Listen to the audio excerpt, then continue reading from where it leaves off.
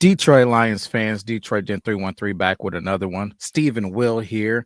Before we get going, you know what to do. Bang that subscribe button. We talked about our members giveaway. We're getting sickening close to just 100 members like we've talked about. When we do, we're going to go absolutely bananas with the giveaway. Steve's got an Aiden Hutchinson signed jersey right there at his disposal right here. I have a Brian Branch jersey right here at my disposal, and there will be more for our members only giveaway. So make sure you're tuned in and make sure that you hang in there despite what I'm about to say, because Steve, before we get rolling, I'm going to spill over from our episode yesterday because not a whole bunch of people, but quite a few people got a little hot and a little heavy. One, because they probably watched 2 minutes of our episode and didn't let the thing play out so they could get the full idea of what we were talking about.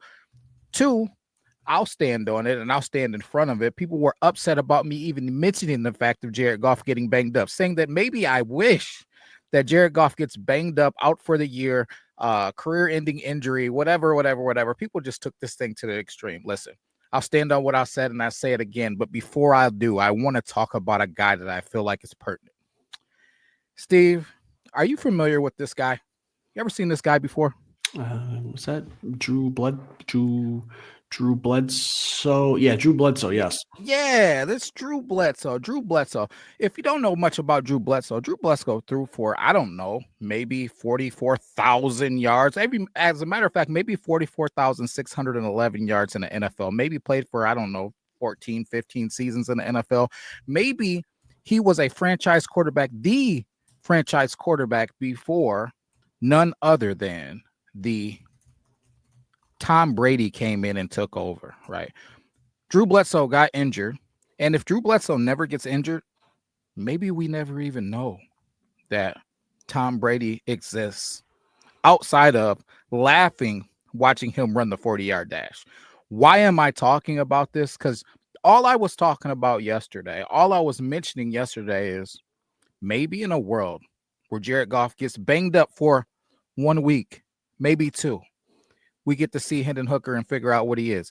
Wasn't hoping for a Jared Goff season-ending injury, wasn't hoping for the guy's demise, just curious what Hendon Hooker is. So maybe some people will be okay, Steve, if Hendon Hooker goes to another team and he turns out to be a phenomenal quarterback. Maybe some people won't care, but I'll tell you this, Steve, and I stand on this.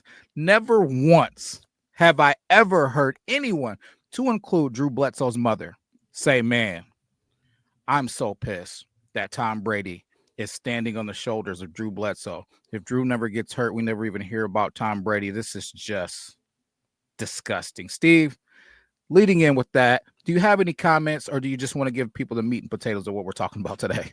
No, I'm glad you decided to bring this up, Will, because I've seen some stuff, people tagging both of us on Twitter for what you said yesterday, and I was gonna come out and put my shield up for my guy William, my shield and my spear and my sword and my helmet, and I was gonna go to battle.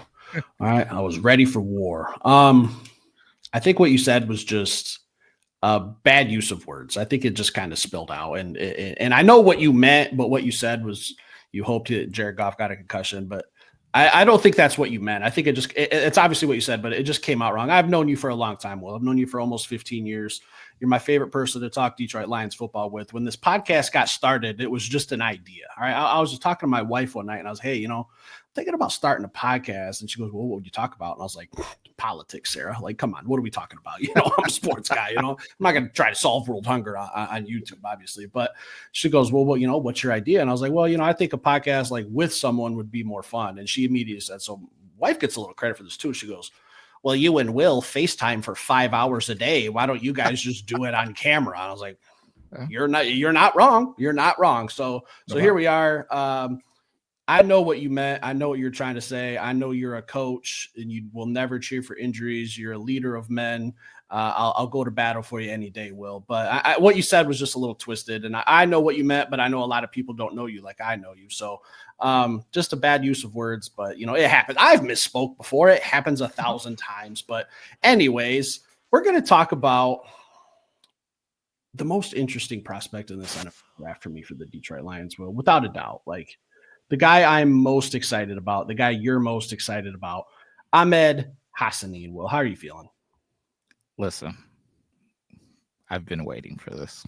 I've been I've been waiting. He gets mentioned all the time because it's just hard not to talk about this guy because I got to be honest. He excites me, Steve, and his mentality excites me. His his size and attributes excites me. His potential and where he was drafted excites me because if he comes out that 6th round as a dog, as a starter, as a guy who becomes a staple for the Detroit Lions, that story in itself will be phenomenal. But his story across the board, Steve, you know it, we know it, most people know it, some may not, but coming from Egypt 5 years ago, didn't even speak English, man. Only 5 years of football under his belt. Uh, he's not a guy that I believe that we talked about outside of, hey, you remember that guy that was like barking at the draft? But he wasn't a guy that we did an episode on.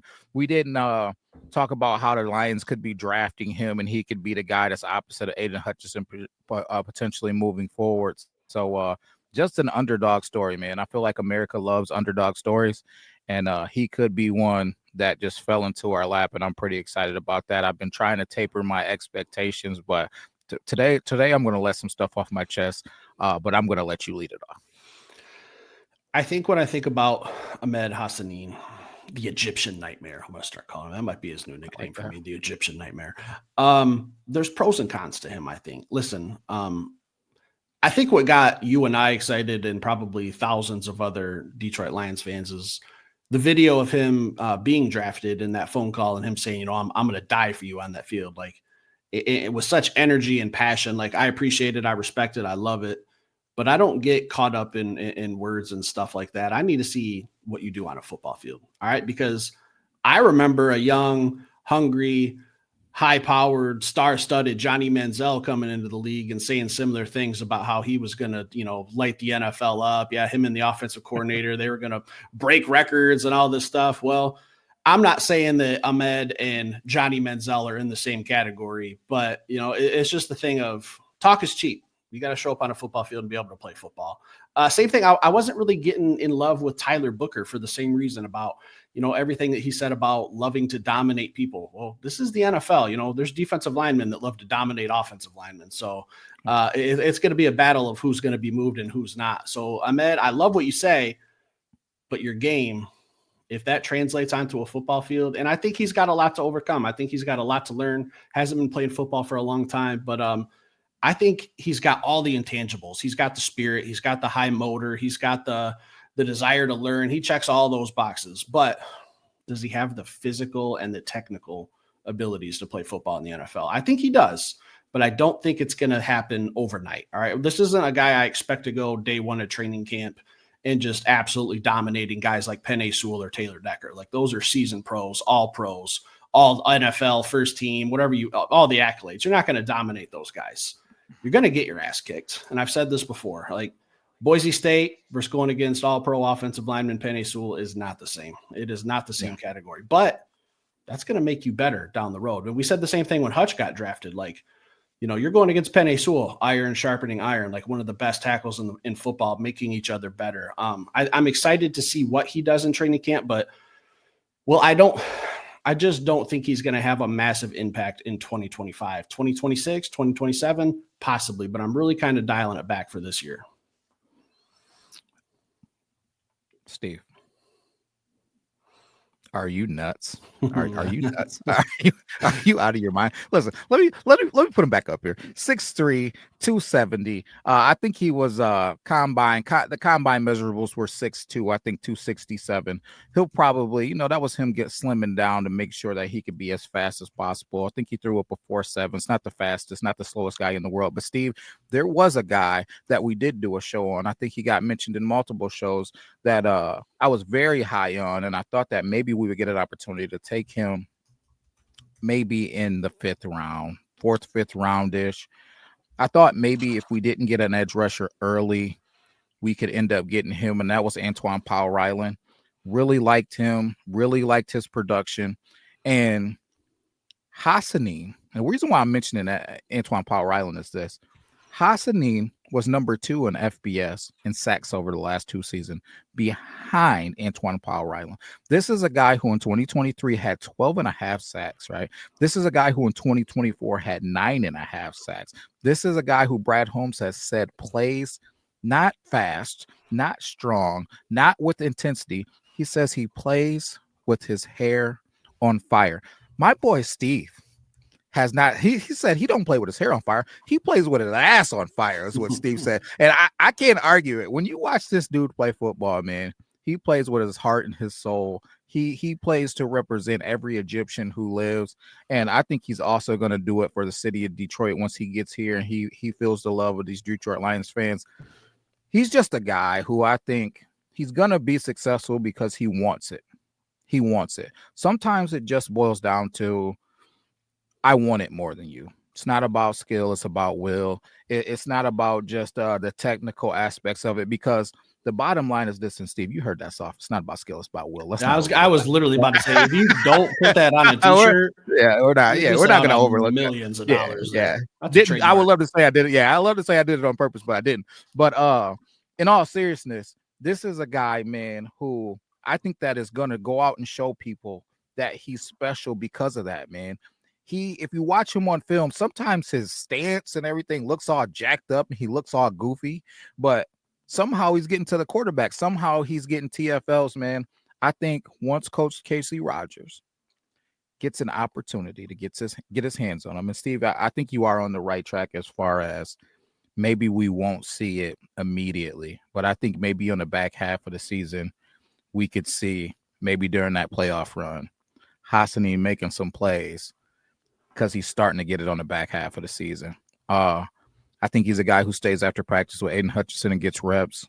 I think he's a guy that gets on Coach Casey Rogers' nerves, trying to get extra film time and extra opportunities to do anything that he can. Do I ever think that he will be the face of the franchise? I don't. But I do think that he'll be a contributor and he will work his way into the rotation this season, and we'll just see him continuously put bricks on that. So with the excitement level that I talk about him, I don't want to get it taken out of context, like I'm saying that he's going to be better than Aiden Hutchinson or whatever. By having a great season, by doing a great job, to me, I mean breaking to the rotation, not being a guy similar to some of the other guys we talk about, not throwing any shade, but just the facts are the facts. Guys like Broderick Martin, who's spending most of the time in hoodies. I don't think you're going to see that out of Hassani, and I think Hassani is going to work his way on the special teams, and he's going to do anything he can to be out there on the field. And I'm really looking forward to it, Steve. So with that said, I got to toss a question at you. How quickly do you expect to see him getting reps? And by reps, I mean, we'll start with something simple. 10 football plays, Steve, 5 football plays. How quickly do you expect to see him in the D-line rotation somehow, some way? I'll say middle of the season. I don't think it'll be at the beginning of the year. Let's say I'll pick a window between like weeks. I'm throwing something at the wall here and seeing if it sticks. We'll say like weeks 7 to 10, somewhere in there. I think you'll start to see, all right, this guy's got about 4 months of practice and practice reps under his belt. If he's doing well there and performing well, I think you could see him somewhere in the middle of the season. If he gets on the field any sooner than that, problem for the NFL. Absolute problem for the NFL will. And I was listening to the radio today, or it might not have been today. It might have been the other day. I can't remember. I was listening to 97.1. It was Stoney and Jansen and Costa in the morning. And it was one of their callers called in, and they were talking about Ahmed Hassan. And someone said, I wish I could give this guy a shout out if he happens to watch our show too. He said, man, Amed Hassan just reminds me of a soup can, just his build. Like he's just a little soup can. And I was just like, is that a disrespectful term? Because I kind of understand what they're saying. Like, he's just he's not the biggest, tallest guy. He's only 6'2", 260, but those intangibles are just something you can't measure at a combine. All right. I would love to be a fly on the wall if they had a meeting with him at any point, or even just a phone call. I'd love to know what that conversation was about. But it's hard to compare him to other players, especially on the Detroit Lions, because when you're Hutch and you're 6'7", 270, it's a little easier for you to get to the quarterback. Like you've got some length, you've got some reach, you've got excellent technique, you've got an arsenal of pass moves. when you're 6'2", it's a little bit harder for you. Like you have to be very, very good at all of the fundamentals. And on top of that, you have to have backup fundamentals. You have to have moves on top of moves. I think if the Egyptian nightmare starts to develop those pass rush moves and he just becomes more than a one, I don't even want to say he's a one-trick pony. That's James Houston. If he just develops a full arsenal of pass rush moves, William, and he's got that high motor and he's got that die on the field mentality, and he gets on the field before week 7, Marcus Davenport, I don't know, man, your job might be in risk. That's all I'm going to say. Well, ooh, that's hot. That's hot. So seeing that you mentioned James Houston, do you think that maybe we need to be careful of Coach Shutt maybe ruining Hassanin, because James Houston was the best pure pass rusher on the Detroit Lions, and Aaron Glenn absolutely ruined him here in Detroit. So do you think that's something that we need to look out for? All right. Fair enough. Fair enough. I'm done. Real question. Hey, these are real things that people say, Steve. Yeah. You know So I'll just elaborate on where that's coming from. We did that Hutch update a couple days ago, and someone had commented, and we mentioned James Houston, and they said, I don't know why you guys hate him so much. He was the best pass rusher in the 2022 NFL draft, and Aaron Glenn ruined him. And I just immediately thought, I don't need to even pull up a list to know that Aiden Hutchinson was in the 2022 NFL draft. So we're saying James Houston was better than Aiden Hutchinson. Like, what kind of drugs are we on? I don't know. Yeah, off the wall stuff sometimes in the comments. But Ahmed, that's literally my only concern with him, Will, is how fast can he pick up some technical coaching. I'm not saying he's not coachable, but to learn it and to apply it are two different things. So if Coach Casey Rogers gets his hands on him and he's showing him all these tricks and hand movement, hand fighting, and all that fun stuff that we don't really talk about here, he's going to be a problem in the NFL. He's just too determined not to be. He's just got to learn the game of football. And I said, if football slows down for him, and it took Hutch a couple games where the game started to slow down for him and he started to be able to process things pre and post snap better. If that happens for Ahmed, we're going to have a deadly pass rush just at our defensive ends. Now you want to throw in a freak athlete like Tyleik Williams, who was put on a chain at Ohio State and couldn't even rush the passer. And now we can really take our time with Lee McNeil coming back, and we don't have to rush anything there. And he comes back around Thanksgiving time. Good luck, NFL. We'll see you in the Super Bowl. Yeah, man. Steve, one thing that I want to say about Amed Hassan is this. What I expect from him this season is, as the Detroit Lions grind on teams, right, as we just wear them down and take them in the fourth quarters and just continue to beat them up, what I expect from him is to just be annoying, right? And I really expect it starting in training camp. And what I mean by annoying is just one of those guys who won't take reps off. A lot of times these guys in the NFL, and I know it because I've had some family members and some buddies that, I got to be around and play with, end up going to the NFL, right? Sometimes, Steve, they look over at each other and they give that head nod like, hey, listen, hey, we good? You good? It even happens inside of NFL football games. You got a receiver in a corner on the backside. Hey man, ball ain't coming this way, man. I don't really need a block. Let's not get wild, or whatever.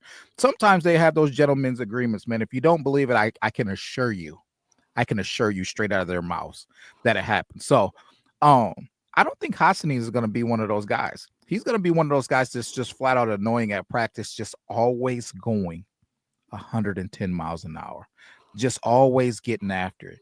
And obvious balls to the wall, man. And then especially when we get into the actual football games. So he's not going to get enough reps to me in this season to where he's not fresh. But down the road, I foresee him being a guy who, even when he's getting a nice majority of reps, hopefully he's going to be a guy that's playing hard every single play that just wears on you. So if this D-line wears on people and then Hassanin's getting in the rotation and he's fresh, maybe he doesn't get sacks because he's just got so much skill. Maybe he'll get some sacks because he's going to give so much effort, because the effort is going to be crazy. You're going to get everything that he has on every single football play, and that's going to be special. So, Steve, prediction, putting you in the hot seat. Get ready. Strap that seatbelt on. All right.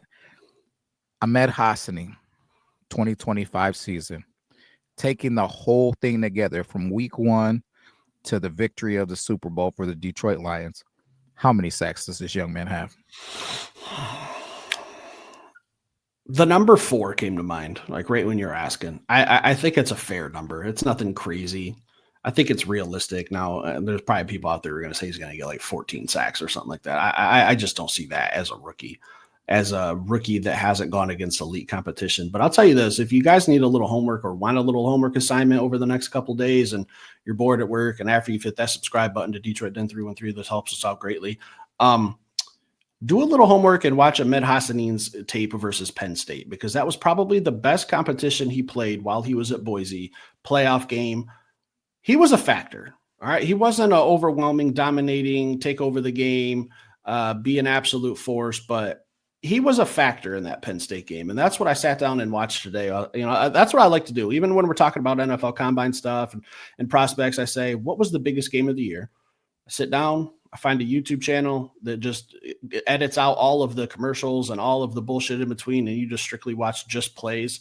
And I was watching the Boise State Penn State game in the playoff, and I said, well, I mean, we have Ahmed Hassan on our team. I'm not interested in anyone else. Let's just see what he was doing.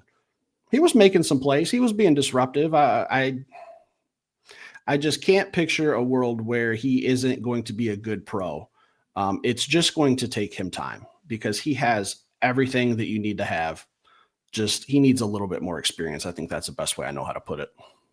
I love it, Steve. I feel like you're on the right track. The last thing I want to say is this about the whole thing. I think this defensive line is underrated for the Detroit Lions.